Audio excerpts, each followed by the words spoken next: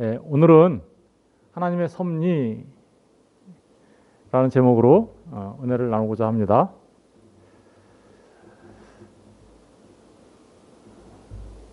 여러분, 시간이 흘러가죠? 우리가 이렇게 시간이 흘러가는 것을 통해서 수많은 일들이 일어나게 되는데 그것을 우리는 역사라고 얘기하죠. 이 세상에서 일어나는 모든 것들이 사실은 전부 다 역사입니다. 그죠? 그런데 그 역사가 우연일까요? 또는 운명일까요?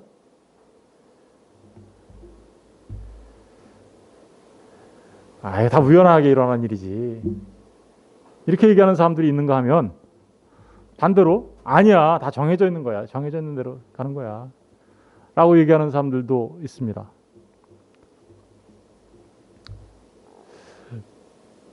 그럴까요? 어떠세요? 성경은 둘 다 아니다 라고 얘기합니다. 둘 다 아니다.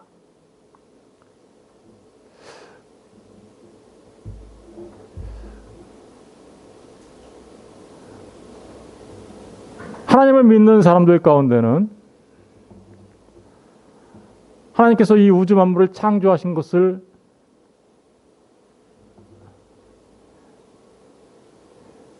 믿겠죠? 그죠? 여러분들은 어때요? 하나님께서 이 우주 만물을 창조하신 것을 믿으시죠?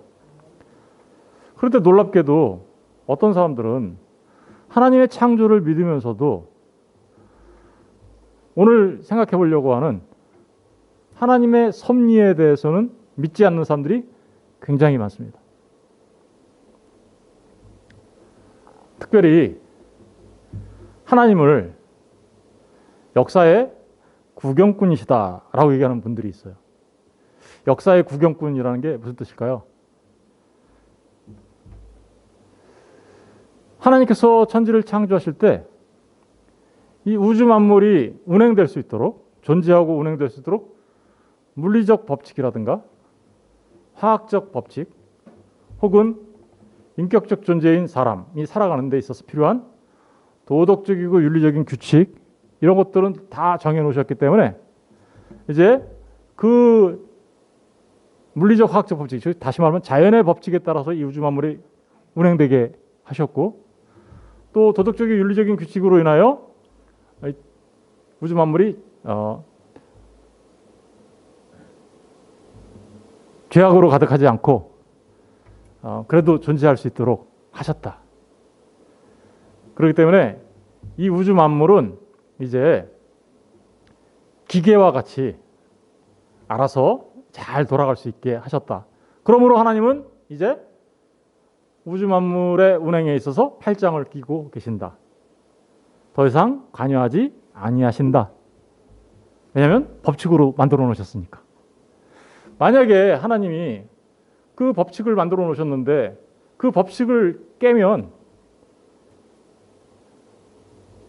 도덕적 윤리적인 존재들한테 관여하셔서 그 법칙을 깨버리면 그들의 자유를 침해하는 거기 때문에 하나님은 그냥 방관하시고 구경꾼으로 계신다.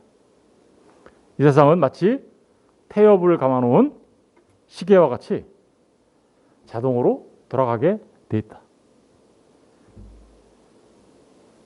이렇게 얘기하는 사람들을 우리는 이신론자라고 해요. 이신론자. 이성적으로 굉장히 많이 따져가지고 믿는 사람들이죠. 그래서 이 사람들은 하나님이 역사의 구경꾼처럼 이제는 팔짱을 끼고 계시는 분, 관여하지 아니하신다 라고 얘기하죠. 하나님의 창조를 믿는 사람들인데도 그렇게 얘기해요. 맞습니까? 어떠세요? 저와 여러분은 어때요? 우리는 하나님의 창조를 믿죠. 하나님의 창조를 믿을 뿐만 아니라 하나님께서 그 창조물을 통치하시고 관리하신다는 사실을 우리가 믿죠. 섭리하신다는 사실을 믿죠. 정말 그렇습니까? 예. 오늘 그래서 그 하나님의 섭리에 대해서 우리가 생각해 보려고 하는 것입니다. 결국은 이 신론자들이 말하는 것처럼 하나님은 구경꾼도 아니고 팔짱을 끼고 계신 분도 아니십니다. 예를 들면 이렇습니다.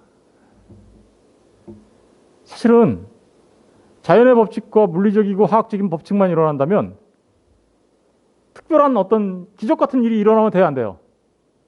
안 돼요. 그죠? 법칙으로 돌아가야 되니까. 그런데 그런 일이 일어나죠.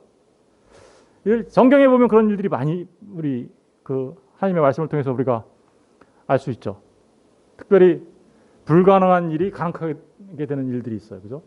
모세가 홍해를 가르고 지나가게 되죠. 그 있을 수 있는 일이에요? 자연의 법칙에 따르면 있을 수 없는 일이에요. 그뿐만 아니에요. 모세가 시내산에 올라가서 40일 밤낮으로 하나님의 말씀을 받는데 먹지도 아니하고 물도 마시지 않았다라고 얘기해요. 오늘날에도 금식하면 한 40일 금식하는 사람들 있긴 있어요. 근데 그 사람들 금식하면 진짜 물도 마시지 않고 떡도 먹지 않는 그런 금식 아니죠. 그 사람들 물 마셔요. 물 안 마시고 40일 동안 견딜 수 있는 사람은 아무도 없어요. 그런데 모세는 물도 마시지 않고 떡도 먹지도 않았어요. 그런데 40일 동안 그런 일이 있었어요. 어떻게 해서 이런 일이 있었을까요? 자연의 법칙, 다시 말하면 물리적이고 화학적인 법칙에 따르면 그것은 어때요? 당연히 어긋나는 일이죠. 그럼에도 불구하고 그런 일이 있게 된 것은 하나님께서 특별히 관여하셨다라는 것입니다. 일반 섭리를 초월하는 것도 있어요. 뭘까요? 무에서 유를 만드는 거예요. 아브라함이 이삭을 낳습니다. 아브라함이 이삭을 낳을 때 아브라함은 사라의 경수가 끊어지고 아브라함은 나이가 너무 많아서 도무지 이삭을 낳을 수 있는 나이가 아니었어요. 그럼에도 불구하고 어떤 일이 벌어졌습니까? 그렇죠. 이삭을 낳죠. 어떻게 자연의 법칙에 의하면 낳을 수 없는 상태인데 낳죠. 사실은 일반 섭리를 초월하는 어떤 일들이 있다.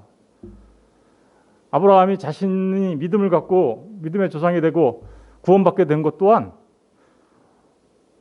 없는 것을 있는 것으로 하시는 하나님의 능력으로 그렇게 된 것이다 라고 얘기합니다. 또 다른 예는 일반 섭리를 역행하는 섭리예요. 여러분, 엘리사하고 사람들이 산에 가서 이렇게 나무를 찍다가 도끼가 물 가운데 푹 빠졌어요. 그죠? 그런데 엘리사가 도끼를 찾아내죠. 어떻게 찾아냈을까요? 도끼가 물 위에 떴어요. 도끼가 물 위에 뜬 거 상상이 가능하십니까? 불가능한 일이죠. 그런데도 도끼가 물 위에 뜬 놀라운 역사가 일어나게 됩니다. 바다 위를 누가 걸으세요? 예수님이 걸으세요. 그런 일이 존재할 수 있는 건가요? 우리의 생각으로는 존재할 수 없잖아요. 자연의 법칙에 어긋나잖아요. 그것과 역행하는 일이잖아요. 그런데 그런 일이 있게 되었어요. 뭘 말하는 걸까요? 그것은 자연의 법칙대로만 이 세상이 운행되는 것이 아니라 하나님께서 이 세상을 주관하시고 섭리하고 계신다라는 놀라운 증거인 것이죠. 그래서 오늘은 하나님의 섭리를 공부하는데 하나님의 섭리가 무엇인가? 하나님의 섭리란 무엇인가? 창조 이후에 이어지는 하나님의 사역을 하나님의 섭리라고 얘기합니다. 창조 이후에 이어지는 하나님의 사역. 그죠? 이거를 하나님의 섭리라고 하는데 모든 일에 대한 하나님의 관여하심이에요. 관여하심. 어떤 사람들은 이 하나님의 섭리를 계속적인 창조라는 단어로 얘기하시는 분들이 있어요. 근데 그 말은 우리가 안 쓰는 게 좋을 것 같아요. 왜냐하면 계속적인 창조라고 하면 오해의 소지가 있죠. 그죠? 어떤 오해의 소지가 있을까요?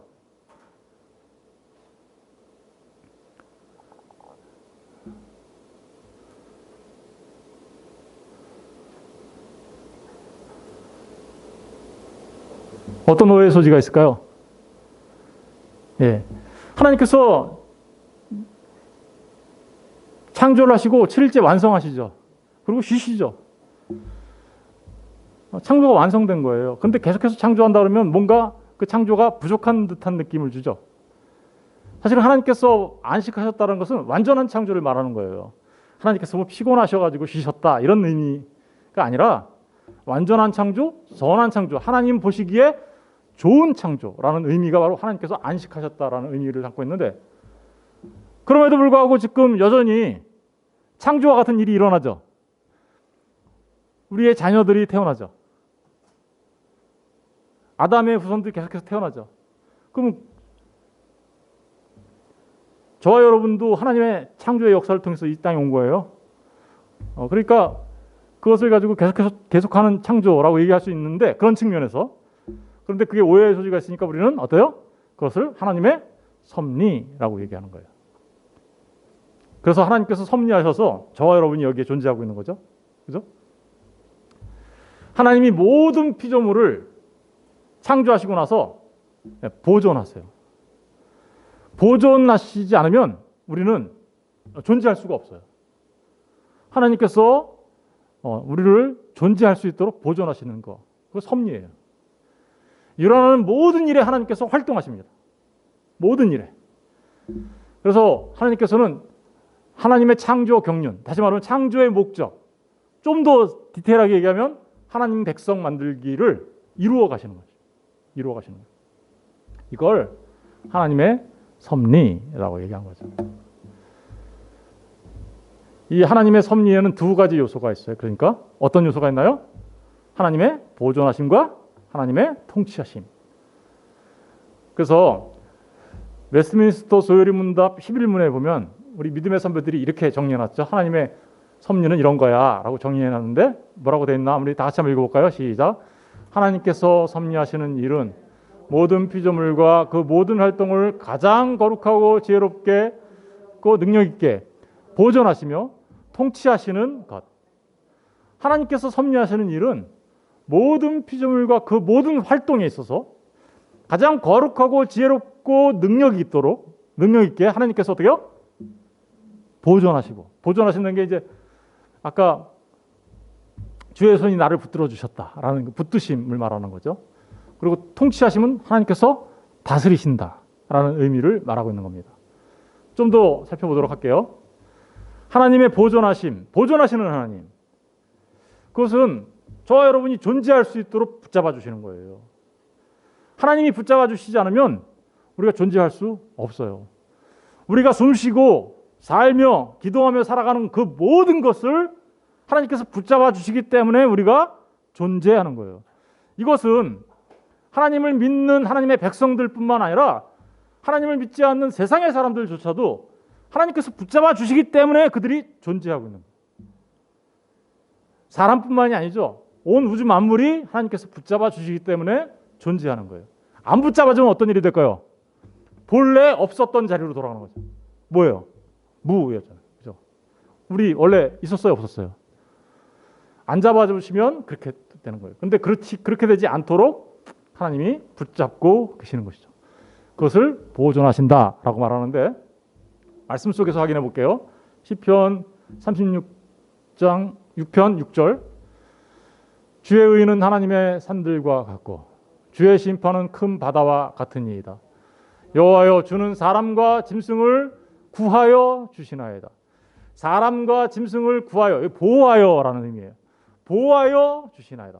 사람뿐만 아니라 짐승조차도 다 하나님께서 다 보호하신다. 산과 바다와 들과 모든 것을 전부 다 하나님께서 보호하신다라는 의미가 있는 거죠. 시편 113편 5절 6절에 여호와 우리 하나님과 같은 이가 누구리요? 높은 곳에 앉으셨으나. 높은 곳에 앉으신 분이라는 건 무슨 의미일까요? 하나님은 이 우주 만물을 초월하고 계신 분이란 뜻이에요. 그런데 그 초월하신 하나님이 스스로 낮추사 천지를 어떻게요? 살피시고 보살펴 주시는 것이죠. 붙들어 주시는 것이죠. 느헤미야 9장 6절에 오직 주는 여호와시라 하늘과 하늘들의 하늘과 일월 성신과 땅과 땅 위의 만물과 바다와 그 가운데 모든 것을 지으시고 창조하셨죠. 그죠? 모든 것을 지으셨어요. 그런데 그 하나님이 창조의 하나님이 다 보존하신다. 그렇죠? 그러니까 하나님의 창조하심과 보존하심이 있어야 우리가 존재할 수 있는 거예요. 믿으십니까? 저와 여러분 모두가 지금 존재하고 있는 게 어떤 거예요? 하나님이 우리를 창조하셨을 뿐만 아니라 우리를 붙잡아주고 계시는 것이죠. 히브리서 1장 3절에 보니까 이는 하나님의 영광의 광채시요 그 본체의 형상이시라 그의 능력의 말씀으로 만물을 붙드시며 그의 능력의 말씀으로 만물을 붙드셨다. 근데 그는 누굴 말하는 걸까요? 하나님의 영광의 광채가 누구시죠? 우리 주 예수 그리스도시죠. 그 본체의 형상이 누구시죠? 우리 주 예수 그리스도시죠. 우리 주 예수 그리스도께서 저와 여러분이 존재할 수 있도록 만물이 존재할 수 있도록 붙잡고 계신다라는 사실을 말하고 있습니다. 골로새서 1장 17절에 보니까 또한 그가 만물보다 먼저 계시고 그가가 누구죠? 우리 주 예수 그리스도를 말하는 거죠. 만물이 그 안에 함께 있느냐. 그 예수님 안에. 그러니까 모든 만물의 존재의 근원이 누구시라는 거예요? 예수 그리스도시다. 성경은요. 하나님의 창조와 하나님의 섭리에 대해서 이렇게 명확하게 얘기하고 있어요. 마태복음 20장 29절 31절에는 좀 더 생생하게 기록하고 있는데 어떻게 하고 있는지 우리 다 같이 한번 읽어볼까요? 시작. 참새 두 마리가 한 앗서리온에 팔리지 않느냐? 그러나 너희 아버지께서 허락하지 아니하시면 그 하나도 땅에 떨어지지 아니하리라. 너희에게는 머리털까지 다 세신 바 되었나니 두려워하지 말라. 너희는 많은 참새보다 귀하니라. 아멘. 하나님께서요 허락하시지 않으면 참새 두 마리가 팔리는 것조차 하나님께서 허락하시지 않으면 일어날 수 없다는 거예요. 그렇죠? 그러니까 이 세상에 있는 모든 일은 지금 하나님께서 어떻게 해요? 관여하시고 계신다라는 사실을 분명하게 우리에게 말해주고 있죠. 또 그 하나님께서 허락하시지 않으면 그 참새 두 마리가 땅에 떨어지지 않는다. 역사의 주관자가 누구시라는 거예요? 하나님이심을 말하고 있어요. 너희에게는 특별히 너희에게는 저와 여러분이죠. 하나님을 믿는 하나님의 백성들에게는 머리털까지 다 세신 바 되었다니 두려워하지 말라라고 얘기하세요. 너희는 많은 참새보다 귀하다. 저와 여러분은 어떻게 해요? 하나님께서 보존하시는 그 섭리를 하고 계신다라는 사실을 우리에게 얘기하고 있죠. 머리털 몇 개인지 아세요? 세보셨어요? 제가 한번 찾아봤더니 많은 머리털 많은 사람들 있잖아요. 머리숱이 풍성한 사람들이 약 한 14만 개 정도 된다고 그러는 것 같아요. 보통 사람들은 한 12만? 네. 저는 한 7만? 그 정도밖에 안 될 것 같은데 점점 줄고 있어요. 근데 이 머리털 하나도 떨어지는 게 하나님의 허락이 없으면 안 된다는 사실입니다. 그래서 저는 어떤 분들이 막 이렇게 머리털 갖고 얘기하면 괜찮아요. 하나님이 허락하셔서 떨어진 건데 뭐 그렇게 지금 얘기를 하는데 이 땅에서 일어나는 모든 일은 하나님께서 허락하신 일. 하나님의 섭리하심은 통치하심 속에서도 나타납니다. 하나님의 통치하심, 다스림이라고 그러죠. 이 하나님의 통치와 다스림은 권능의 통치예요. 권능의 통치라는 게 무슨 통치일까요? 권능의 통치. 예, 전능하신 하나님이 통치하신다라는 얘기죠. 전능하신 파워, 그죠? 능력의 통치. 그런데 그 능력의 통치는 전 우주적인 보편적인 통치예요. 어느 것 하나도 하나님께서 통치하지 않는 부분이 없어요. 그런데 그러한 통치는 어디를 향하고 있느냐? 창조의 목적의 완성을 향해서 나아가는 통치. 목적이 있어요. 그러니까 이 땅에 일어나는 일들이 우연인가요? 아니요. 목적을 향하여 하나님의 섭리 가운데 나가는 거죠. 그래서 우연이 아니라는 거예요. 그러면 하나님의 섭리 가운데 나가니까 그러면 이거 뭐 다 정해진 건가? 그렇지 않아요. 좀 이따가 이제 그 부분에 대해서 얘기할 거예요. 하나님의 통치하심. 하나님 말씀 가운데 확인해 보면 시편 103편 19절에 여호와께서 그의 보호자를 하늘에 세우시고 그의 왕권으로 만유를 어떻게요? 다스리시도다. 통치하시는 거죠. 사람들은 이 세상의 신, 이 세상의 왕 노릇하는 자가 있다고 그러죠? 누구예요? 사단. 그러니까 사단이 이 세상의 왕인 줄 알아요. 아니요, 그렇지 않습니다. 사단이 이 세상의 신이고 이 세상의 왕이라고 하는 이유는 사람들이 그 사단에 의하여 미혹당하고 거짓에 사로잡혀서 사단의 종노릇하고 있기 때문에 이제 그런 의미에서 그렇게 얘기하는 것이지, 온 우주 만물을 통치하시는 진짜 왕은 누구세요? 하나님이신 거예요. 하나님이 다만 사단이 그렇게 하는 일에 대해서도 그냥 허용하시는 것뿐이에요. 허용. 로마서 9장 5절에 보니까 조상들도 그들의 것이요 육신으로 하면 그리스도가 그들에게서 나셨으니 그는 만물 위에 계셔서 통치하시는 분이세요. 에베소서 4장 5절과 6절에 보니까 주도 한 분이시요 믿음도 하나요 세례도 하나요 하나님도 한 분이시니 곧 만유의 아버지시라. 만유 위에 계시고 초월하신 분이시죠. 만유를 통일하시고 하나 되게 하시는 분이시죠. 만유 가운데 계신다. 만유의 존재의 근원이 되시는 분이다. 만유를 통치하고 계시는 분이시다 라는 얘기를 하고 있는 거죠.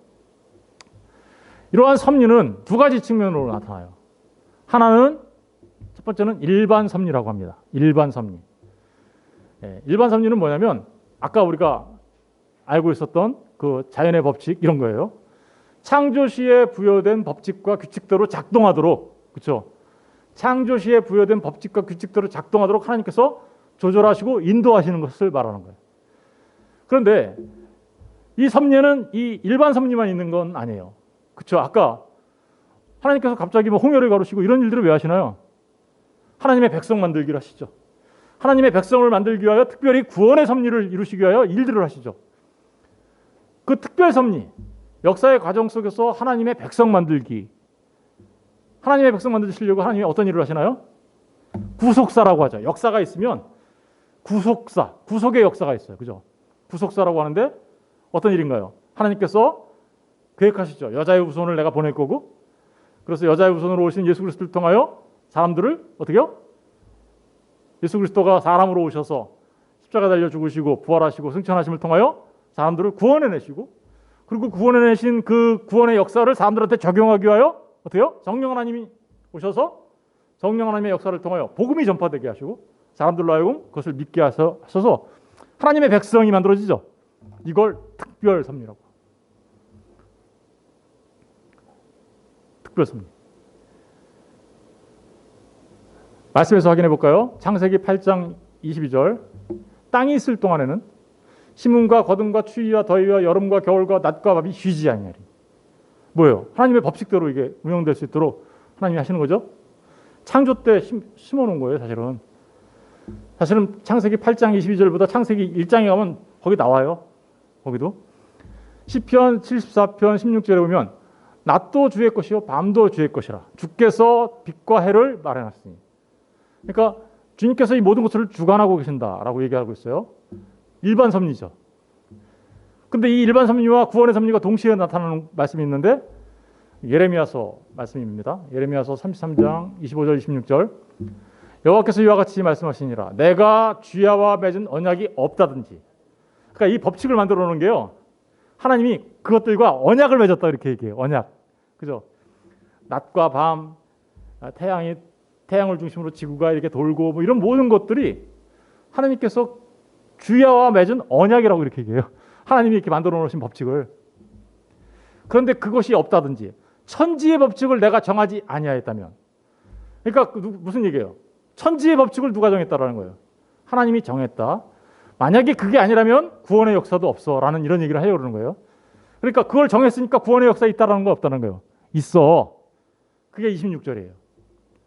야곱과 내 종 다윗의 자손을 버리고 다시는 다윗의 자손 중에서 아브라함과 이삭과 야곱의 자손을 다스릴 자를 택하지 아니하시리라.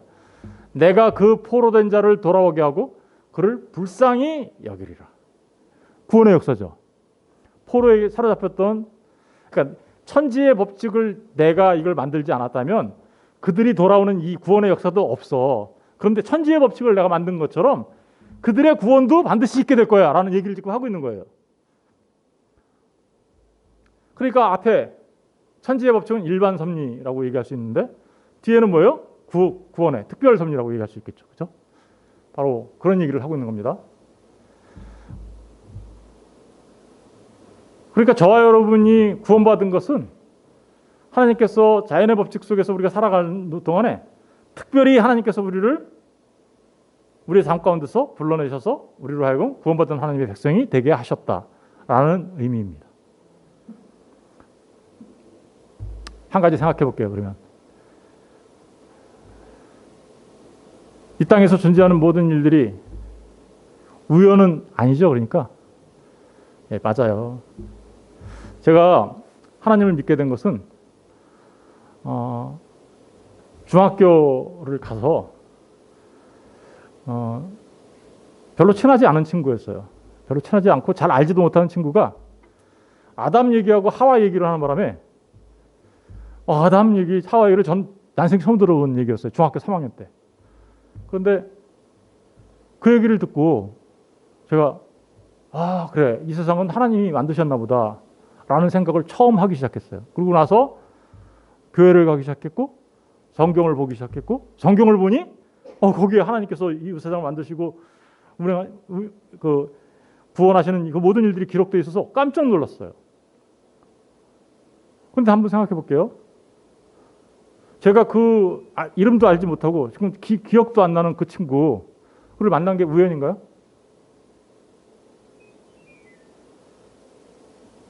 그때 제가 중학교 갈 때는 시험 쳐서 가지 않았고 그냥 이렇게 뺑뺑이 돌린다 그러죠? 뺑뺑이 돌려서 그 학교 간 거예요, 저. 그럼 뺑뺑이 돌려서 그 학교 가서 그 친구 만났어요. 근데 그 친구 만난 거 그냥 우연인가요? 우연히 저는 그러니까 그 얘기를 듣게 되고 우연히 하나님 믿게 되고 그렇게 됐을까요? 그렇지 않은 거죠. 비록 뺑뺑이를 돌린 거지만 우리가 볼 때는 뺑뺑이 돌린 거지만 다른 좋은 말이 없나? 뺑뺑이 말고 추첨 그거 한 거지만 거기에는 하나님께서 섭리하셔서 그로 하여금 제 귀에 아담과 하와 이야기를 듣게 하시고 그 일을 통하여 하나님을 믿게 하시고 하나님의 백성으로 불러주신 거죠. 우연이에요? 우연 아닙니다. 거기에는 분명하게 하나님의 섭리가 있었던 것이죠. 그 일 이후에 수많은 일들이 있었어요. 제 인생 가운데. 그런데 끊임없이 하나님을 향한 마음을 저에게 주셔서 결국은 이렇게 목사가 된 거 이게 우연일까요? 우연 아닙니다. 그건 제가 알아요. 제 마음을 하나님이 어떻게 주장해 오셨는지 알기 때문에 그런 거죠. 그런데 이렇게 우연이 아니고 그럼 하나님이 하셨다라는 얘기를 하다 보니까 사람들이 이렇게 질문해요. 그래? 하나님께서 다 하시는 거야? 그러면 다 정해진 거네. 운명론이네 우리. 하나님은 우리의 자유를 침해하시네. 이렇게 얘기하는 거죠. 하나님이 우리의 자유를 침해하실까요? 또 그렇다고 해서? 그러니까 다 정해진 거네. 뭐 결국은 다 정해졌으니까 이제 뭐 그냥 숙명론 쪽으로 운명론 쪽으로 살아야 될까요? 그 또한 그렇지 않습니다. 우리 한번 살펴볼게요. 오늘 본문의 말씀이죠. 오늘 본문의 말씀을 우리 다 같이 한번 읽어보겠습니다. 시작. 당신들은 나를 해하려 하였으나 하나님은 그것을 선으로 바꾸사 오늘과 같이 많은 백성의 생명을 구원하게 하시려 하셨나니. 무슨 얘기를 하는 거냐면 요셉 얘기를 한 거죠. 요셉이 애굽의 총리가 되었어요. 아버지와 형들이 기근을 만나서 애굽에 왔어요. 그래서 요셉을 만납니다. 근데 아버지가 죽었어요. 그러자 형들이 자신들의 잘못을 알고 요셉한테 가가지고 아버지가 우리를 잘 해주라고 그랬어. 그러면서 얘기합니다. 그러자 요셉이 형님들 걱정하지 마세요. 제가 어떻게 하나님을 대신하겠습니까? 라고 얘기하면서 당신들은 나를 해하려 했으나 하나님은 그것을 선으로 바꾸셨습니다. 그래서 오늘같이 많은 백성들을 구원하게 하시려고 하신 것입니다. 라고 얘기합니다. 요셉이 왜 저런 얘기를 하고 있을까요? 사실은 형들이 어떤 일을 했을까요? 형들은 요셉이 미웠어요. 아버지가 요셉만 예뻐하는 거예요. 자기들은 그냥 보통 옷 막 입고 다니는데 요셉은 막 채색 옷 입고 아버지가 너무 예뻐하고 그러니까 형들이 질투하고 막 이래가지고 미워했어요. 그런데 형들이 얼마큼 미워했냐면 동생 요셉을 죽이려고 했어요. 구덩이에 빠뜨렸죠. 그런데 지나가는 상인들이 있어서 어떻게요? 저 상인한테 팔아먹자 이렇게 된 거죠. 그래서 상인한테 팔리게 됩니다. 형들이 팔아먹은 거예요. 그래서 요셉은 그 상인의 손에 이끌려서 어디로 갑니까? 애굽으로 가게 되죠. 애굽에 가서 보디발 장군의 종으로 들어가죠. 종으로 들어갔는데 거기서 또 보디발 장군 아내가 막 모함을 해가지고 어떻게 해요? 감옥에 들어가게도 되고. 근데 감옥에 들어갔는데 또 두 간원장을 만나죠. 술 맡은 간원장, 떡 맡은 간원장 만나가지고 꿈 해몽하다가 어떻게 돼요? 결국 왕의 꿈을 해몽하게 돼서 결국은 어떻게 됐어요? 애굽의 총리가 되었어요. 애굽의 총리가 되자 형들이 이제 자기들이 잘못을 알고 요셉이 자기들을 해칠까봐 그런 얘기를 했을 때 요셉이 걱정하지 말아요. 그러면서 지금 저 말씀을 한 거죠. 생각해 봅시다. 요셉이 애굽으로 간 게 정해진 운명이었나요? 아니, 애굽으로 가게 하기 위하여 형들의 자유의지를 침해했나요? 형들이 막 억지로 요셉을 먹게 하려고 하나님이 야 팔어 이렇게 하셨나요? 아니요, 그러지 않았어요. 그렇죠? 누가 했어요? 요셉을 팔아먹은 건 누가 한 거예요? 누구의 의지로? 형들이. 하나님은 단 한 번도 요셉의 형들의 의지를 침해한 적이 없어요. 그럼에도 불구하고 하나님은 그 동생을 하려고는 그들의 그것을 선으로 바꾸셔가지고, 그죠? 어떻게 해요? 선으로 바꿔서 많은 백성을 구원하는데 누구를 사용해요? 요셉을 사용하잖아요. 침해했나요? 누구의 자유를 침해한 거 있어요? 없어요. 하나님은요, 누구의 자유도 침해하지 않아요. 모든 피조물된 사람들은 각각 자신의 선택과 자유로 자신의 삶을 살아갑니다. 그렇죠? 그럼에도 불구하고 하나님은 하나님의 선하신 뜻을 이루어 가세요. 신기하죠? 예. 그게 바로 하나님의 전능하심이고 하나님의 전지하신 지혜에 관한 거예요. 놀라운 일이에요. 이 땅에서 일어나는 모든 일들의 제1 원인은 하나님이세요. 그러나 제2 원인, 우리들끼리 이제 일어나는 일들로 인해서 일어나는 일이죠. 제2 원인들의 그 자유를 침해하지 않으면서도 하나님은 하나님의 목적대로 그 뜻을 이루어 가십니다. 예, 이게 정말 놀라운 일인 거죠. 그게 바로 하나님의 전지하심이에요. 전지하심. 하나님의 지혜죠. 그렇게 하나님이 우리의 삶을 이끌어 가시는 것이죠. 결국은 누구도 자신의 자유를 침해당하지 않으면서 자신의 삶을 삽니다. 그럼에도 불구하고 하나님의 뜻은 이루어져 가요. 이것을 아는 우리는 어떻게 살아야 될까요? 그렇죠. 하나님의 섭리를 알게 된 우리 성도들은 이제 그 하나님의 섭리를 알게 된 가운데 우리의 삶을 살아가게 되는 거죠. 어떻게 살아야 될까요? 먼저 우리는 하나님 앞에 겸손한 삶을 살아야 합니다. 예레미야 10장 23절을 다 같이 읽어볼게요. 시작. 여호와여 내가 알거니와 사람의 길이 자신에게 있지 아니하니 걸음을 지도함이 걷는 자에게 있지 아니하니이다. 여호와여 내가 알거니와. 지금 뭐라고 고백하고 있어요? 사람의 길이 내 자신에게 있지 않다. 걸음을 지도함이 사람한테 있지 않다. 그러면서 잠언 16장 9절에는 사람이 마음으로 자기의 길을 계획할지라도, 그렇죠? 침해당하지 않고 계획해요. 그런데 그 발걸음을 누가 인도하세요? 인도하시는 분은 누구세요? 여호와 하나님이시다. 뭘 말하는 걸까요? 여러분, 사람들은 자기가 좀 훌륭한 사람이 되고, 사람들이 보기에 좀 높은 자리에 올라가게 되고, 많은 것을 갖게 되고, 명예를 얻게 되고, 권력을 갖게 되면 그게 자기가 잘나서 그런 줄 알아요. 그런가요? 요셉이 그렇게 얘기했나요? 내가 잘나서 지금 애굽의 총리가 된 거예요. 이렇게 얘기하셨나요? 아니죠.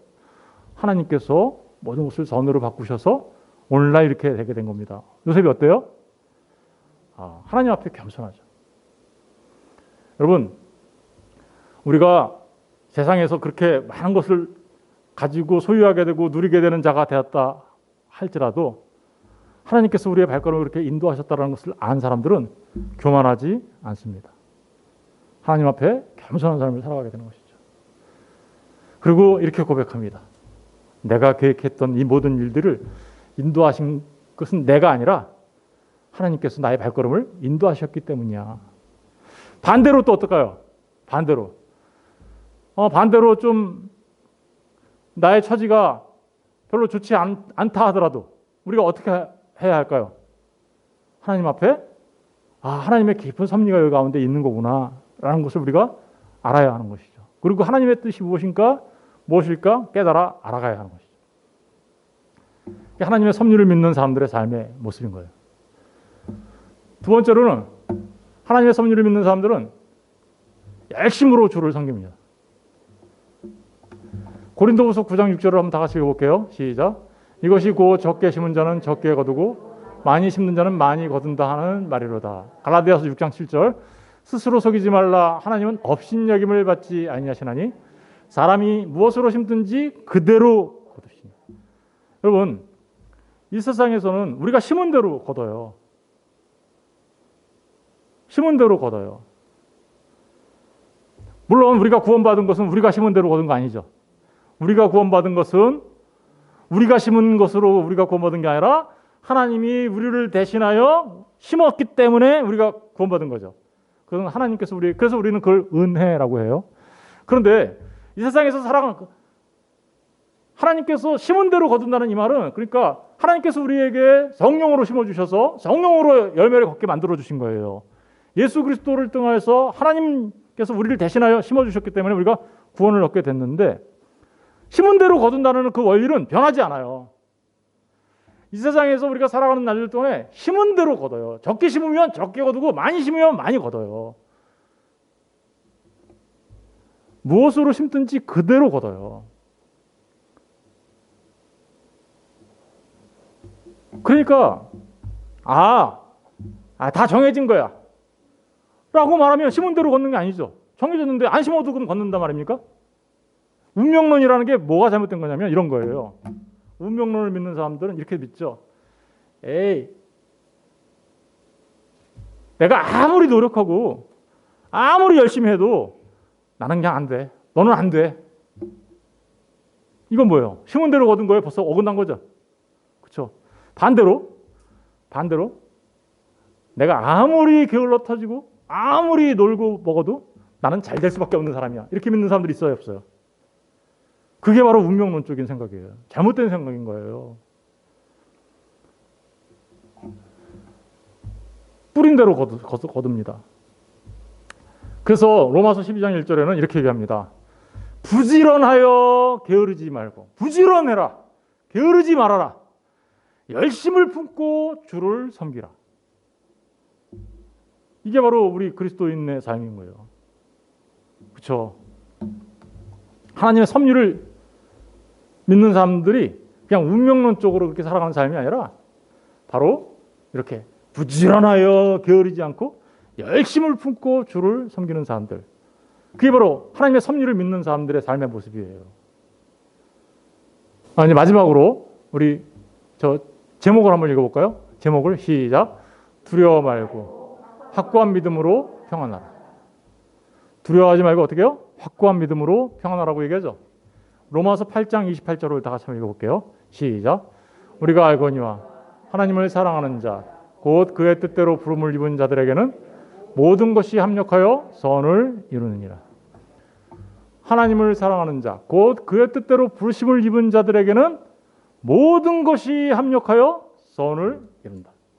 이게 바로 하나님의 섭리예요. 믿으십니까? 그러면 우리가 두려워할 게 뭐가 있어요? 그 선하신 하나님이, 요셉이 그렇게 그런 삶을 살았지만 마침내 하나님의 선하신 뜻이 이루어지죠. 그게 바로 저와 여러분을 향한 하나님의 선하신 뜻이에요. 그래서 모든 것을 합하여 선을 이루시는 그 하나님께서 우리를 보존하시고 통치하시고 다스리시는 것이죠. 그래서 마침내 선을 이루시는 거예요. 그렇다면 그것을 알고 있는 저와 여러분이 두려워할 것이 무엇이 있겠습니까? 오히려 그 선하신 하나님, 그 섭리하시는 하나님을 믿는 확고한 믿음 가운데 우리는 어떻게 해요? 평강을 누릴 수 있게 되는 것이죠. 평안할 수 있는 것이죠.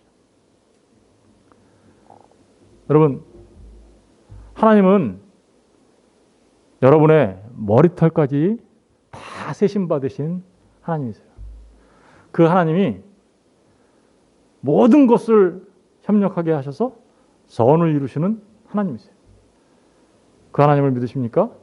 그렇다면 이제 그 섭리하시는 하나님을 믿는 가운데 겸손한 삶, 그리고 주를 위하여 게으르지 않고 부지런하여 열심을 내는 삶, 그리고 그 섭리하신 하나님을 믿는 가운데 두려워하지 않고 평강을 누리는 삶, 그 삶을 사시는 저와 여러분 되시기를 주님의 이름으로 축원드립니다.